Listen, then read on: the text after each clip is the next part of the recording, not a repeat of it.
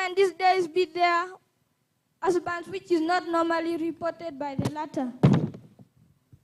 Solutions on how to eradicate these menaces. 1. Construction of boarding schools for girls. The best way of reducing all these menaces is by educating the girl child. An educated girl will know the negative effects of FGM, GBV, early marriages, and teenage pregnancy because they have an informed mind. Unfortunately, rural areas do not have schools in their vicinity. Girls become easy prey to ever-thirsty men for sexual intercourse and FGM perpetrators. Therefore, governments of the world should construct boarding schools for girls in areas where these practices are still rampant. 2. Construction of skill centers. Girls who have already undergone these practices should be those skills which will help them get empowered economically, such as tailoring, sweater knitting, and bakery. Therefore, governments of the world should help construct many skill centers. 3. Effecting the laws against bad cultural practices. Countries across the globe have laws that illegalize FGM and other bad cultural norms. However, sometimes these laws are abused due to corruption. Many such wrongdoers can be arrested by the police but later released without being taken to court. I would like to urge the police to work diligently so that any corrupt officers are dismissed and prosecuted when there is an evidence of corruption. 4. Sensitization meetings. Local leaders should hold sensitization meetings about negative effects of these bad cultural practices. Other cultural leaders are ignorant about this and must be brought on board so as to obtain an informed mind. Religious leaders need to also be involved in this so as to preach against such bad practices in their local churches. I strongly appreciate my parents who have come up strongly to disagree the negative and outdated culture, more so the female genital mutilation, a female #1 hairless enemy.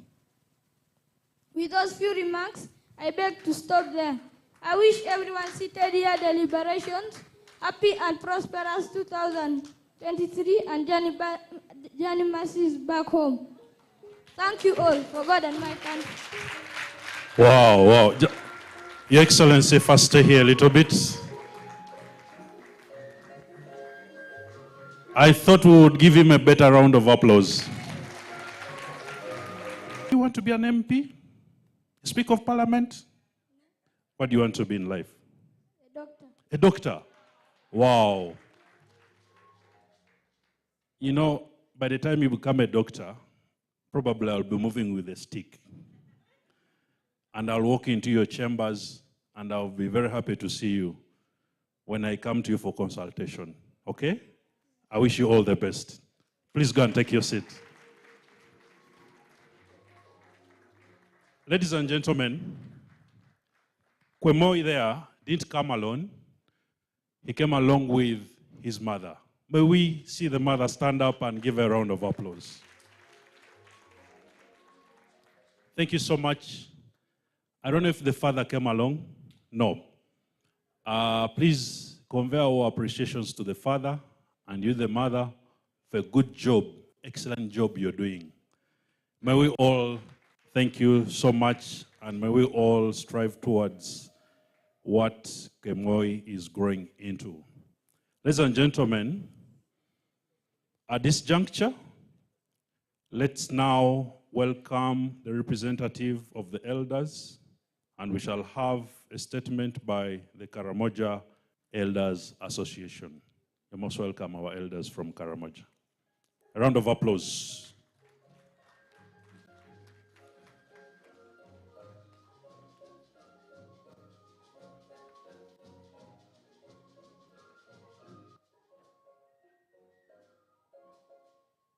Thank you very much, Honorable Minister, our members of Parliament present, the ambassadors, UN Resident Coordinator, representatives of UN agencies, representatives of government, our district leaders, faith-based organizations, media fraternity, ladies and gentlemen.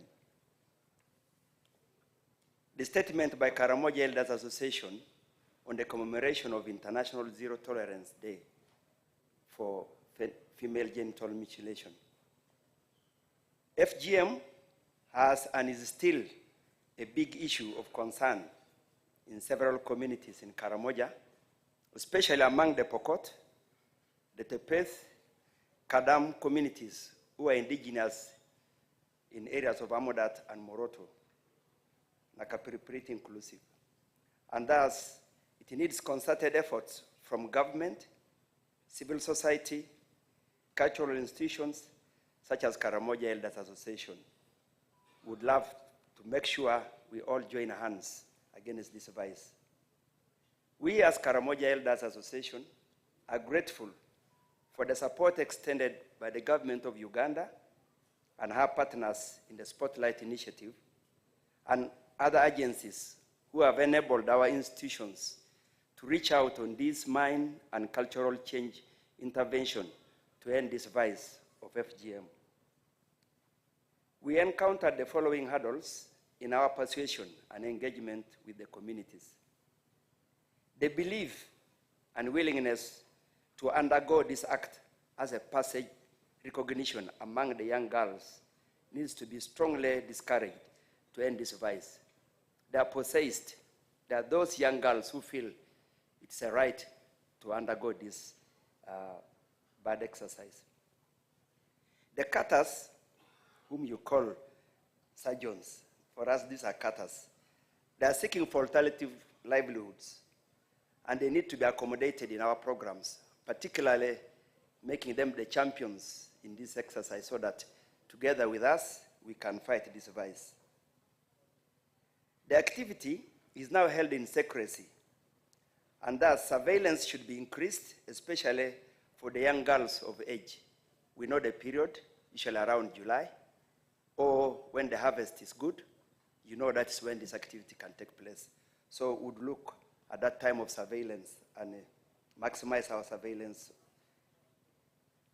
The cultural belief that uncircumcised should not step in the kraal where animals needs to be demystified, because that is the other strong belief. If you are kept away from animals, that means really the abuses by co-wives. You know, we marry many women. So these others who feel their friends are dirty needs to be talked to. So it's a problem of the co-wives, the abuse to their friends. So we need to have the mindset change on those friends of ours so that they know it's not unhealthy to be with your friend who is not mutilated. Now, the men and boys, really the headline is good, our theme is good.